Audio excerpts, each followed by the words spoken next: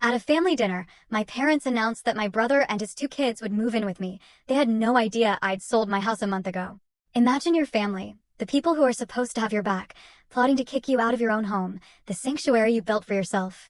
But what if you knew their scheme all along and had a secret weapon ready to detonate their entire plan? Asterisk, asterisk, it all went down at one of our monthly family dinners. My parents, their faces beaming with a sickening sort of joy, dropped the bombshell. My brother, Tyler, and his two kids were moving in with me. Just like that. No discussion, no asking, just a declaration. I didn't say a word.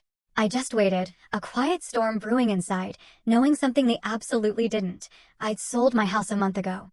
See, I've always been the runner-up in my family. Not the favorite, not the golden child. Just Riley, the dependable accountant.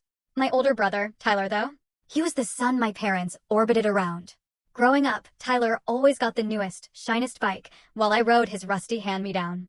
For birthdays, he'd unwrap expensive gaming consoles, and I'd get, well, books or clothes. Practical things. In high school, Mom and Dad were at every single one of Tyler's football games, roaring from the stands. My debate competitions? They made it to exactly one the finals, which, by the way, I won. Even then, they spent half the time whispering about how Tyler would have been so proud.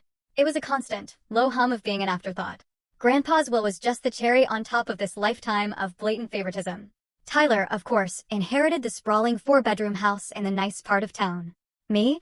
I got the modest 2-bedroom on the edge of the suburbs. I later overheard Mom practically begging Grandpa for it, her voice hushed but firm. Please, Dad, she'd pleaded, completely unaware I was listening. Tyler's going to have a family someday. He needs the space. Riley will be fine with the smaller house. I never complained. What was the point? In our family, Tyler came first. That was just the unspoken rule. So, I wasn't surprised when, at that same monthly dinner, Tyler and his wife, Megan, dramatically cleared their throats, exchanging self-satisfied glances. Big news! Tyler announced, practically bursting with pride. We've decided to sell the house. Megan chirped, practically bouncing in her seat. I nearly choked on my water. We're investing in an amazing opportunity. Megan continued, her eyes wide with a manic excitement. Tyler's friend Jason has this incredible business venture, and we're getting in on the ground floor. Mom and Dad clapped their hands in sheer delight. Oh, how wonderful! Mom exclaimed, oblivious to the pit forming in my stomach. What kind of business venture? I asked, trying to keep my voice even, though alarm bells were already ringing. It's complicated, Tyler replied, waving a dismissive hand. Jason's starting this tech platform that connects investors with startups. It's going to revolutionize the venture capital world. We're going to make so much money, Megan added, her voice a little too high-pitched. Jason projects a 300% return in the first year alone. 300%? I repeated, slowly setting down my fork. My financial brain was screaming. That sounds suspicious. Look, you guys have 2 small kids. Emma's only 5 and Jack just turned 3. Are you sure selling your entire house is the best move? Maybe invest some savings instead? The temperature in the room plummeted. Megan snorted loudly and Tyler gave me that condescending smile I'd known my entire life. Riley, he said slowly, as if explaining to a particularly dull child, I know you mean well, but I studied finance at Westmore College. You're an accountant who took community college classes.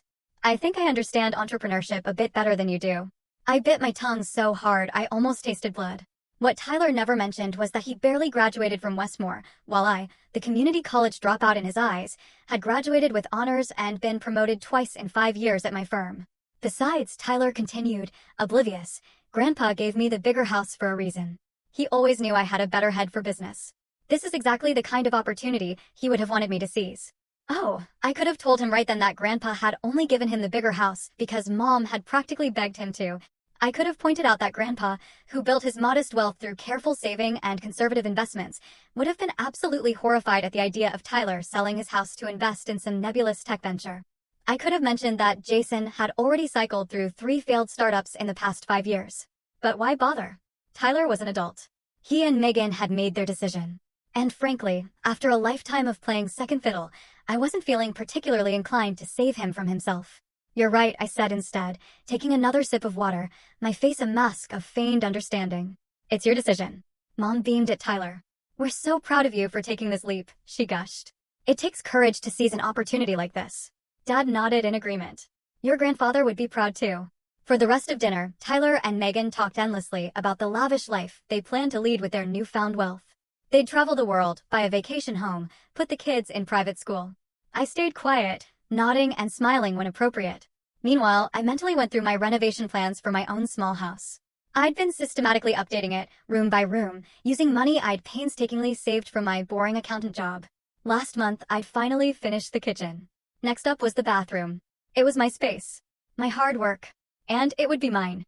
3 months after that fateful dinner, I was in my newly renovated bathroom, enjoying a blissful hot shower under my rainfall showerhead when my phone started buzzing incessantly. I ignored it at first, letting the water wash away the day's stresses. But after the 5th consecutive call, I reluctantly turned off the water and wrapped myself in a towel. 6 missed calls from Mom. Not a good sign. I called her back immediately, water still dripping onto my bathroom floor. "Riley, thank goodness." Mom answered, her voice tight with panic. "Can you come over? It's about Tyler." An hour later, I pulled into my parents' driveway and immediately noticed something very, very odd. A mountain of luggage and boxes piled on the front porch. Before I could even ring the doorbell, the door swung open and I was nearly knocked over by Emma and Jack, who came barreling into my legs. "Auntie Riley," Emma cried, her voice echoing the chaos. "We're staying with Grandma and Grandpa now." I looked up to see my mother standing in the doorway, her face drawn and tired.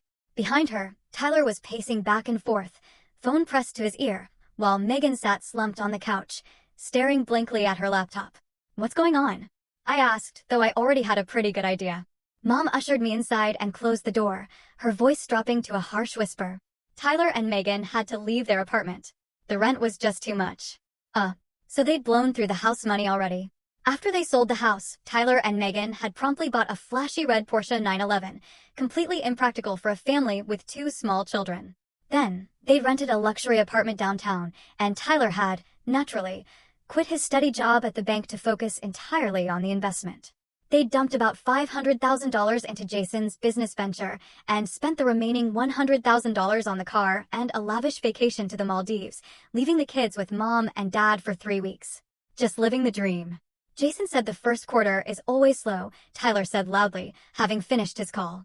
He forced a smile, but it didn't reach his eyes. "But things are going to pick up any day now." I wandered into the kitchen to get a glass of water, and Dad followed me in, his shoulders slumping. "How bad is it?" I asked quietly. Dad sighed, running a hand through his thinning hair. "They burned through everything. The apartment was $4,000 a month. The car payment is another $1,500. They couldn't keep up. And the investment," Dad's expression darkened. "Jason keeps saying they're on the verge of a breakthrough, but..." He shook his head. "I've got a bad feeling about it." Over the next few weeks, I watched from a distance as Tyler scrambled to find work. He eventually took a job at a car dealership, a significant step down from his previous banking position, but at least it was something. Meanwhile, Megan tried to put on a brave face, posting carefully curated photos on social media that made it seem like everything was fine. But everything wasn't fine. My parents' modest retirement home, perfectly sized for 2, certainly wasn't designed for 6 people. Mom called me one evening, sounding utterly exhausted. "Riley, sweetie," she hesitated, "I hate to ask, but we're struggling a bit with groceries for extra mouths to feed, you know." I knew what was coming. "How much do you need, Mom?" "Oh, anything would help," she said quickly, a hint of desperation in her voice. "We're just a bit tight this month." I promised to transfer some money right away, settling on $600. Enough to help, but not enough to strain my own budget. When I told her the amount, she thanked me profusely, though I could hear a hint of disappointment in her voice. She'd clearly been hoping for more. The next month I got another call, and then another. The $600 monthly transfer became a regular thing. I didn't mind helping, but I couldn't help but notice that Tyler and Megan still managed to keep the Porsche, despite their financial troubles. Priorities, I guess. Then came the real gut punch. One night, I attended my cousin Beth's birthday party. It was a welcome break from the family drama, or so I thought, until my Aunt Patty cornered me by the dessert table. "Riley, dear," she whispered, glancing around to make sure no one was listening. "How are you holding up with all this Tyler business?" I shrugged, trying to sound nonchalant. "I'm just trying to help where I can." Aunt Patty leaned in closer, her voice dropping to a conspiratorial tone.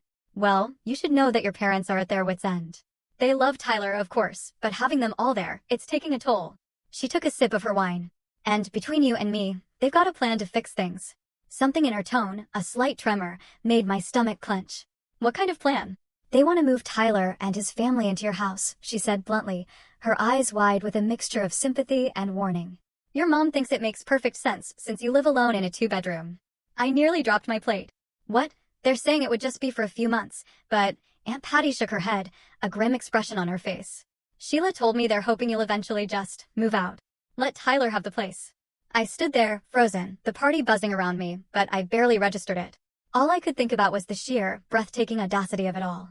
They weren't just planning to ask me to take in Tyler's family. They were planning to push me out of my own home. My home, the one I worked for, I paid for, I renovated, while they cheered on Tyler's disastrous choices. As I drove home that night, my mind was racing. I knew what was coming. The guilt trips, the emotional blackmail, the family pressure, the inevitable, it's just temporary, that would somehow become permanent. And once Tyler and his family moved in, I'd be expected to pay the bills, clean up after them, and eventually give up my own space entirely. No, not this time. I wasn't going to let them take advantage of me again. When I got home, I poured myself a glass of wine and sat at my kitchen table, staring out into the dark, thinking. By the time the glass was empty, I had a plan. A beautifully brutal plan. The next morning, I walked into my boss Dave's office without an appointment. He looked up from his computer, surprised. "Riley, everything okay? Remember that accounting position at the Pittsburgh branch?" I asked, not bothering with small talk. "Is it still open?" "I want the job." Dave leaned back in his chair, studying me. "That's a senior position, Riley. More responsibility, different environment. It's a big move." "I'm ready for it," I said, my voice firm and unwavering. "I've been here 5 years. I've consistently exceeded my targets. My performance reviews are excellent. I'm qualified." Dave nodded thoughtfully. "Well, I can't say I want to lose you here, but," he smiled. "You'd be great for the position. Let me make a few calls." He paused. "The position starts in 4 weeks. Is that enough time for you to get your affairs in order?" "Perfect," I said, already mentally calculating my next steps. As soon as I left Dave's office, I called my friend Jenna, who worked as a realtor. "I need to sell my house," I said, without preamble. "As quickly as possible." "Well, your place is in a good neighborhood, and you've done those nice renovations," she mused for a moment. "If we price it aggressively, we could probably get offers within a week." "But Riley, are you sure about this?" "Never been more sure of anything in my life," I said firmly.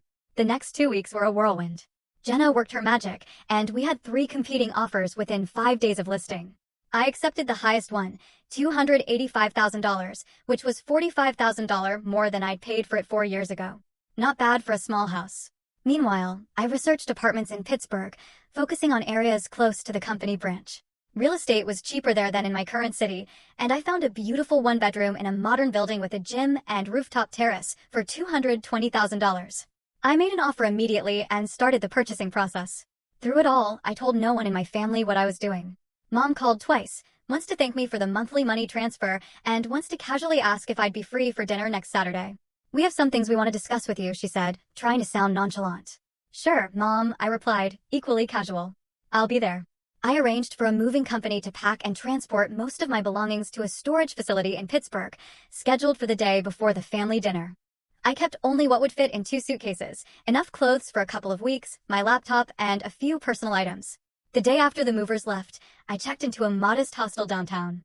It felt strange sleeping in a twin bed with strangers in the room, but it was only temporary. Just 3 more days until I flew to Pittsburgh. Saturday evening arrived, and I drove to my parents' house for the last time. I parked a block away, not wanting my packed car to give anything away. As I walked up the familiar path to the front door, I took a deep breath. This was it. The confrontation I'd been avoiding my whole life. Mom answered the door with a tight smile. "Riley, good, you're here. We're just about to serve dinner." Inside, the atmosphere was strained. Dad sat at the head of the table, looking incredibly uncomfortable.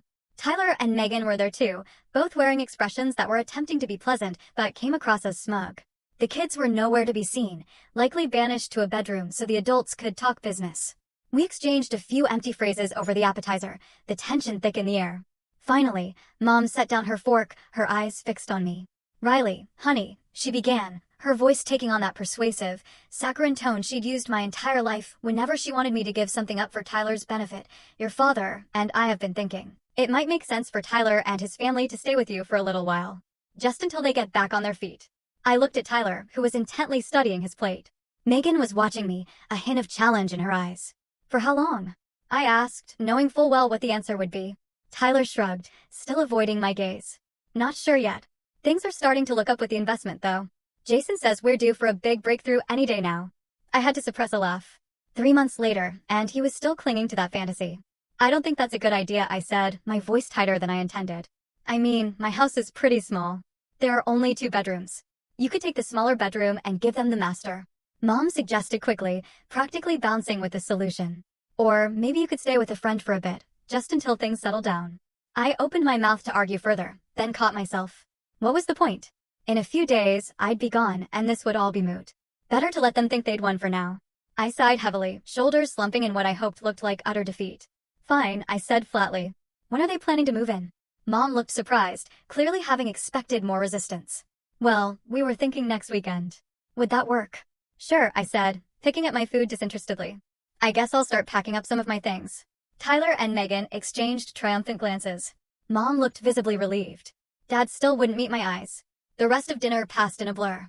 Mom, Dad, Tyler, and Megan started discussing logistics, which furniture would stay, which would go into storage, whether my home office could be converted into a playroom for the kids. I mostly pushed food around my plate, offering one-word responses when directly addressed. After dessert, I stood up. I should get going. Lots to do if I'm moving out next weekend. As I walked to the door, I heard them continue their conversation, voices dropping to hushed tones, but still audible. I told you she'd agree, Mom was saying, a triumphant note in her voice. Riley's always been reasonable. Should we help her pack her stuff? Dad asked, still sounding a little uneasy. No need, Megan replied, her voice dismissive. Most of it can just stay in the garage. It's not like she has anything valuable. We'll need to get a new couch, Tyler added, already redecorating my life. That old thing she has kills my back. I closed the front door quietly behind me, their voices fading as I walked away. They'd already forgotten I was there. Already planning how to take over my space, erase my presence, replace my things with theirs. But little did they know, there would be nothing for them to take over. Back at the hostel, I checked my phone to find a text from Mom. Asterisk, thank you for understanding, sweetie. Your brother is so grateful. Asterisk, I didn't reply. Instead, I sent a quick message to Jenna, confirming that everything was on track with the house closing. She replied immediately, asterisk, all good. New owners get keys on Thursday. Asterisk, the next morning, I woke up early, checked out of the hostel, and headed to the airport. As the plane took off, carrying me toward my new life in Pittsburgh, I felt a weight lifting from my shoulders that I hadn't realized I was carrying. My new apartment would be ready in 2 days. My new job started in a week. I had about $65,000 left from the house sale after buying the apartment, which I planned to invest conservatively, of course. Unlike some people I knew, my first week in Pittsburgh passed in a pleasant blur. I settled into my new apartment, a sleek one-bedroom with floor-to-ceiling windows and a view of the city's skyline. The neighborhood was vibrant, full of small cafes and boutiques. My new job came with a corner office and a 15% raise. Everything was going perfectly. Until Thursday evening. Exactly 1 week after I'd left town. I was unpacking the last of my kitchen boxes when my phone exploded with notifications. 27 missed calls in the span of 2 hours. 15 from Mom, 8 from Dad, and 4 from Tyler. Plus dozens of text messages, each more frantic than the last. I knew exactly what had happened. Today was the day Tyler and his family were supposed to move into my house. I could picture it perfectly, Tyler pulling up with a rented truck full of their belongings, knocking on the door and finding strangers living there. I poured myself a glass of wine and settled onto my new couch, debating whether to respond or simply block their numbers and disappear into my new life. Before I could decide, my phone rang again. Mom. Against my better judgment, I answered. Riley Elizabeth Harper. My mother's voice was so loud I had to hold the phone away from my ear. What have you done? Hello to you too, Mom, I said calmly, taking a slow sip of wine. Don't you dare act innocent. Tyler just went to your house with a moving truck, and there's another family living there. They said they bought it 2 weeks ago. That's correct, I replied, a small, knowing smile playing on my lips. The Andersons. Lovely couple, 2 teenage kids. They got a great deal. There was a stunned, agonizing silence. Then, you sold your house. Without telling anyone. How could you do something so underhanded? I nearly choked on my wine. Underhanded, that's rich coming from the person who was planning to push me out of my own home. Another silence, then, in a much quieter, almost fearful voice. Where are you, Riley? Pittsburgh, I stated simply. I got a promotion. Senior accountant at the branch office here. Pittsburgh. Her voice cracked with disbelief. So you just left? Without saying goodbye? Without telling anyone? Kind of like how you were planning to kick me out of my own house without asking first? I pointed out, my voice losing its calm edge. That was different. Mom insisted, her anger rising. We're family. We needed your help. No, Mom. Tyler and Megan needed a bailout for their bad decisions. And instead of holding them accountable, you decided I should be the one to sacrifice. Again. Like always. My voice was shaking now, years of suppressed resentment finally bubbling to the surface. That's not fair, is it? My entire life, it's been Tyler first, Riley second. When we needed new school clothes, Tyler got the expensive ones. When we both had events, you went to his. When Grandpa died, Tyler got the nice house because you convinced Grandpa he deserved it more. And now, when Tyler screws up royally, when he and Megan make the stupidest financial decision possible, your solution is to take away my house? My home that I worked for, that I've been fixing up room by room with my own money? No, not this time. The line went quiet for so long I thought she might have hung up. Then, in a voice colder than I'd ever heard from her, I don't know who you think you're talking to, young lady, but I am still your mother. And as of this moment, I no longer consider you my daughter. I had prepared myself for anger, for guilt trips, for manipulation. But this still hurt more than I expected. I think we both know that's always been the case, Mom, I said quietly, a tear escaping my eye. Oh, and I'm canceling the monthly transfers. The $600 I've been sending for Tyler's family? That's done. She went silent again, and I could practically hear the gears turning in her head, her anger at me versus her dire need for my money. We don't want your money, she finally said, but her voice lacked conviction. Good, I replied, my voice firm. Because you're not getting it anymore. Goodbye, Mom. I hung up before she could respond and blocked her number. Then I blocked Dad, Tyler, and Megan for good measure. Almost immediately, my phone buzzed with texts from unfamiliar numbers, Tyler using Dad's phone, Mom using a friend's. I turned off my phone completely and finished my wine in peaceful silence, looking out at the glittering city lights. The next day, I bought a new phone with a new number. I shared it only with my closest friends, my new colleagues, and a few extended family members I still trusted, like Aunt Patty, who sent me a congratulatory bouquet when I told her what I'd done. 6 months passed. I thrived in my new position, making new friends, dating a bit, nothing serious. Most importantly, I lived life on my own terms, without the crushing shadow of my family's expectations hanging over me. Occasionally, I thought about them. I wondered if Tyler and his family were still living with my parents, if the investment had ever paid off. I doubted it, if Mom and Dad were still covering their expenses. I wondered if they ever reflected on how they'd treated me, if they ever regretted it. But mostly, I didn't think about them at all. One Sunday morning, as I was enjoying coffee on my balcony, watching the city slowly wake up, my phone rang. A number I didn't recognize, but with my hometown area code. I almost didn't answer, but curiosity got the better of me. Hello, Riley? It's your cousin Beth. I hope it's okay that I got your number from Aunt Patty. I thought you should know what's going on here. A knot formed in my stomach. What is it? Tyler and his family are still at your parents' place. And they're having money problems. Big ones. The investment was a total scam. Jason took off with everyone's money months ago. Can't say I'm surprised, I murmured, a faint pang of something that wasn't quite satisfaction, but definitely not guilt. Yeah, well, your parents are struggling too. They're behind on bills because they're supporting 4 extra people. Your dad had to come out of retirement to work part-time at the hardware store. I said nothing, waiting for the inevitable guilt trip, the plea for me to send money again. But Beth surprised me. I'm not telling you this because I think you should help, she said quickly, her voice earnest. Actually, the opposite. Everyone in the family is talking about how you were the smart one. Getting out when you did. Even your mom has admitted privately to my mom that they shouldn't have tried to take your house. After we hung up, I sat on my balcony for a long time, watching the city below. I felt no satisfaction in my family's struggles, but no guilt either. They had made their choices. I had made mine. For the first time in my life, I had chosen myself, and I would never, ever go back to being second best again.